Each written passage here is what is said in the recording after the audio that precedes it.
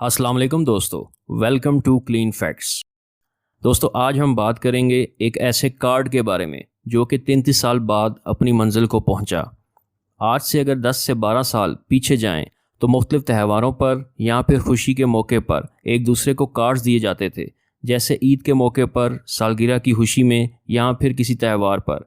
हर किसी को अपने हिस्से के कार्ड का इंतज़ार रहता था, लेकिन आज ये रस्म बिल्कुल नापैद हो चुकी है। दोस्तों ये कहानी है एक अमरीकी खातून की जिसने आज से तकरीबन 33 साल कबल अपने भाई के नाम क्रिसमस के मौके पर एक ख़त लिखा, जो कि 33 साल की तवील मुसाफत के बाद आखिरकार अपनी मंजिल को पहुंच गया। अमरीकी खातून एनी लोवेल के मुताबिक उसने ये ख़त सन 1987 में एक पोस्ट कार्ड के ज़रिए अरसाल किया, लेकिन एक तवील अरसे तक पोस्ट कार्ड मंजिल तक ना पहुंच सका। अमरीकी खातून और इसके भाई ने भी इस अरसे के दौरान इस पोस्ट कार्ड के बारे में कभी जिक्र नहीं किया, जिससे इनको पता चलता कि कोई कार्ड पोस्ट किया गया था।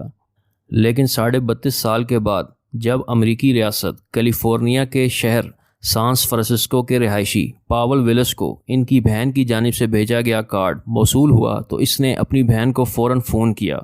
पॉल विलिस ने अपनी बहन को कार्ड पढ़कर सुनाया। एक तस्वीर 1000 अल्फाज से ज़्यादा अहमियत की हामिल होती है।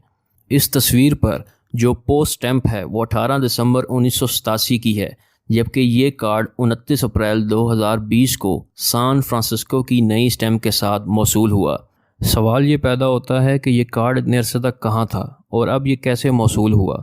जैसे कि आप सब जानते हैं कि आजकल पूरी दुनिया में कोरोना लॉकडाउन चल रहा है। ये कार्ड डाकखाने में कहीं गुम हो गया था, जो कि कोरोना लॉकडाउन की वजह से सफाई के दौरान मिला। पोस्ट ऑफिस वालों ने 29 अप्रैल 2020 की स्टैंप लगाकर इसे भाई के मुतल्लिका एड्रेस पर पहुंचा दिया। दोस्तों अगर आप भी इस तरह की इंटरेस्टिंग और फैक्ट्स पर मबनी वीडियोस को देखना चाहते हैं तो हमारे यूट्यूब चैनल क्लीन फैक्ट्स को सब्सक्राइब कर लें और बेल आइकन में जाके ऑल नोटिफिकेशंस को प्रेस कर लें, ताकि हमारी हर नई आने वाली इन्फॉर्मेटिव वीडियो आपको सबसे पहले मिले। आज के लिए इतना ही, फिर मिलेंगे एक नई इन्फॉर्मेटिव वीडियो के साथ। तब तक के लिए अल्लाह हाफिज़।